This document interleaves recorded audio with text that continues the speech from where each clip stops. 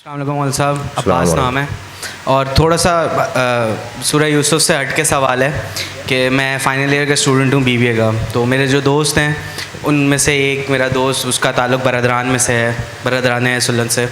تو اس نے مجھ سے پوچھا کہ واقعہ کربلا، مولا علی مشکل کشاں ہیں اور سب کی مدد کرتے ہیں. ابھی بھی مطلب میرے منہ سے بھی اکثر نکل جاتا ہے یا علی مدد کسی بھی کام میں. تو واقعہ کربلا میں جب مولا علی نجف میں تھے تو انہوں نے امام حسین کی مدد کیوں نہیں کی؟ اس وقت جب مجھ سے یہ سوال ہوا ایٹ دا پوائنٹ تو مطلب میں بلینک تھا، میرے منہ سے اس وقت بھی عالی مدد ہی نکل رہا تھا.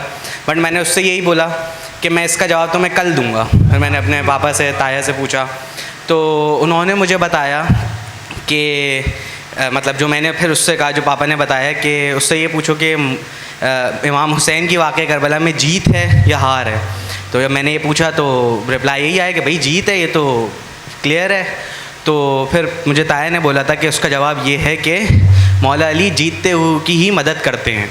تو بے شک مولا علی کی اس میں مدد تھی کہ امام حسین کی جیت ہے. تو بس مولانا صاحب سوال یہ ہے کہ آپ اس پہ کچھ مجھے مطلب ایک تھوڑا اور اسٹرانگ وہ دے دیں کہ آئندہ اگر کبھی یہ سوال ہو تو پھر میں اس کا جواب. اس کے دو جواب ہیں، اس کے دو جواب ہیں موٹے سے. اس وقت دو جواب میں دینا چاہوں گا اس کے، بہت روشن سے موٹے سے. پہلی بات تو یہ کہ امام حسین علیہ السلام کی مدد نہیں کی یا امام حسین علیہ السلام نے مدد نہیں لی. امام حسین علیہ السلام کی مدد کرنے کے لیے، امام حسین علیہ السلام کی مدد کرنے کے لیے فرشتے اترے تھے. امام حسین کی مدد کرنے کے لیے جن اترے تھے. اور یہ سنی کتابوں میں خوبی کی بات یہ ہے کہ یہ اہل سنت کتابوں میں ہے کہ امام حسین کی مدد کرنے کے لیے فرشتے اترے تھے، امام حسین کی مدد کرنے کے لیے جن اترے تھے.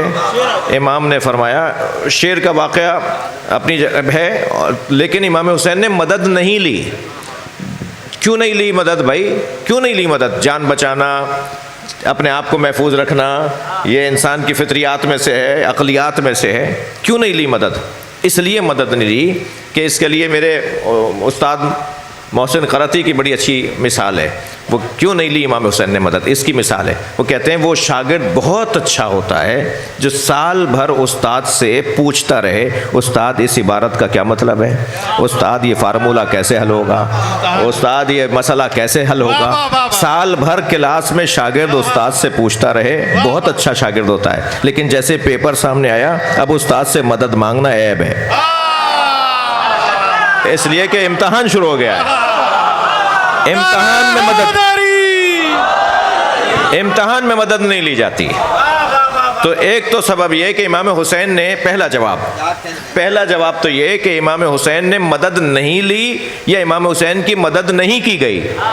امام حسین نے مدد نہیں لی. امتحان گاہ ہے، امتحان گاہ میں مدد نہیں لی جاتی. اچھا شاگرد کہتا ہے، اگر کوئی ہلکا پھلکا اشارہ بھی کر رہا ہو نا، ساتھی، کوئی دوست، کوئی کلاس فیلو، تو کہتا ہے خبردار میرے کردار کو، میرے معاملات کو خراب نہیں کرو، میرا ریکارڈ خراب نہیں کرو، مجھے تم سے مدد نہیں لی. یہ امتحان ہے، امتحان دینا ہے ہمیں، اس میں مدد نہیں لینی. ایک تو یہ جواب ہے.